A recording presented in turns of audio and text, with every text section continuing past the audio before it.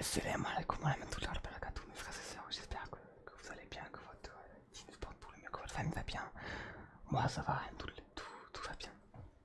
Aujourd'hui, je voulais vous parler des 8 portes du paradis. Subhanallah, parce que c'est incroyable. Voilà. Et je ferai une autre vidéo pour parler des 7 portes de l'enfer. Alors, juste une chose à savoir avant. Il faut savoir que le nom des 4 premières portes du paradis sont authentiques via des hadiths, mais le nom des 4 suivantes sont. Enfin, il y a des divergences parmi les chiens, quoi. Il y en a qui pensent que c'est certain nom, ceci, d'autres qui pensent que c'est un autre nom, etc. Mais dans tous les cas, les noms ils restent assez. Ils se ressemblent, quoi. Les noms se ressemblent beaucoup. Donc, il n'y a pas de Shita différence, je crois bien. Hop. Alors, on commence par là. Alors, je voulais commencer par un petit hadith avant qui est incroyable. Alors le message d'Allah a dit excusez-moi, je pensais à un truc en fait, je me suis dit, si jamais vous voulez les sources et tout, n'hésitez pas à me les demander, hein, vraiment. Vous me dites quand t'as dit à telle minute, ça, si donne-moi les sources s'il te plaît, avec plaisir, hein, je vous donne toutes les sources avec grand plaisir. Alors, le message d'Allah a dit quiconque témoigne qu'il n'y a point de divinité digne d'être adoré à part Allah, sans partenaire ni associé, et que Mohammed est son serviteur et messager, et que Jésus, donc Isa, est le serviteur et le message d'Allah. Sa parole qu'il envoya à Marie est un souffle de vie venant de lui, que le paradis est une vérité et que l'enfer est une vérité. Allah le fera entrer au paradis par la porte qu'il choisira parmi les 8 portes qu'il est possible d'y entrer. Subhanallah, je trouve ça incroyable, genre une légende. Il n'y a même pas de mots pour décrire ça, genre, puisque t'imagines là, Allah te dit tu peux rentrer par n'importe quelle porte du paradis, subhanallah, ça doit être. La sensation doit être. J'ai pas de mots, en fait, simplement. Pas de mots. Bah, du coup, on va commencer par le nom des portes. Alors j'ai commencé directement par. Je vais pas les numéroter, hein, je dis directement. La porte Bab al-Saleh, donc la porte de la prière, pour ceux qui ont été droits dans le chemin de la prière, ceux qui ont été ponctuels et attentifs dans leur prière. Ensuite, il y a Bab al-Sadaka, donc l'aumône, le fait de donner, d'être charitable. Ça se dit d'être charitable, je pense bien que oui.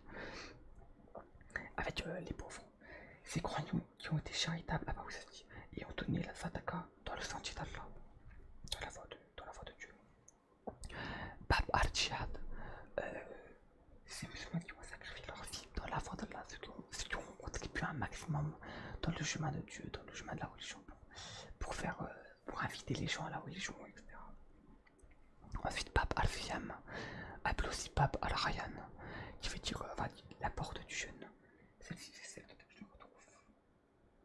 C'est ceux qui ont jeûné en espérant la bénédiction d'Allah, c'est qu'on fait beaucoup de jours de jeûne, qui ont bien jeûné correctement.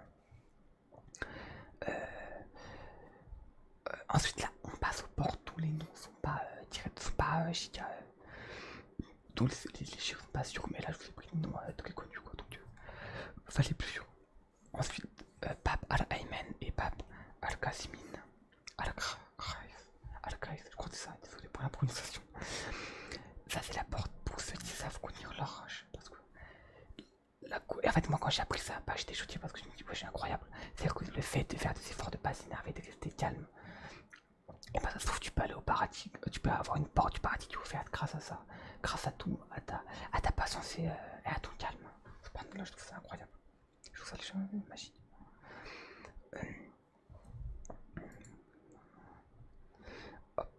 Ensuite, Bab al-Tawba, la porte du repentir. Ceux qui demandent pardon et pardonnent aux autres, ceux qui sont trop, vraiment ceux qui sont. En fait, pour moi, c'est aussi incroyable parce que, genre, le pardon, c'est pas donné à tout le monde. Il n'y a pas tout le monde qui peut pardonner quand il veut, ou ce qu'il y en a qui sont rancuniers et tout.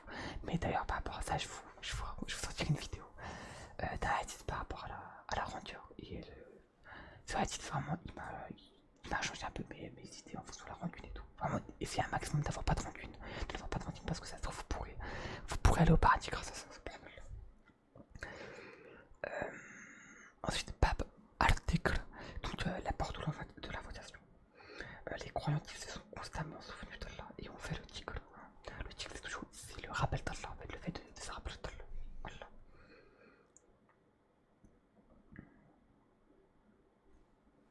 Et la dernière du coup, Bab Al-Hajj, celle du pèlerinage. Hein, donc,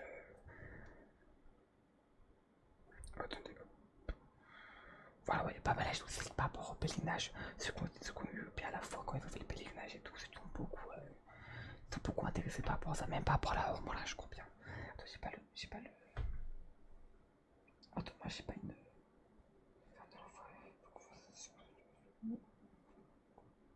Ok, non, j'ai pas le nom. Mais voilà, en tout cas, c'est par rapport au Hajj, hein, l'un des 5 piliers d'islam. Ok, j'ai pas de petit. Je suis désolé, j'ai pas de petit descriptif pour ça. Voilà, ça a une courte vidéo par rapport au nom des, des 8 portes du paradis. Et si jamais je me suis trompé, hein, parce que il y a beaucoup de, comme je dis, il y a beaucoup de différents tout. N'hésitez vraiment pas à me le dire. Par exemple, là, je tombais sur un nom de porte. Je suis pas sûr, enfin, je vais pas vous dire, pas vous embrouiller, mais.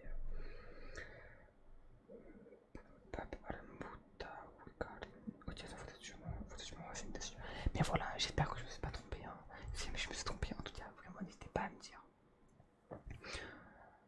Voilà, c'est tout. Bon, bah, j'avais vous dire merci, j'ai hâte de tourner la vidéo par rapport aux 7 portes de l'enfer.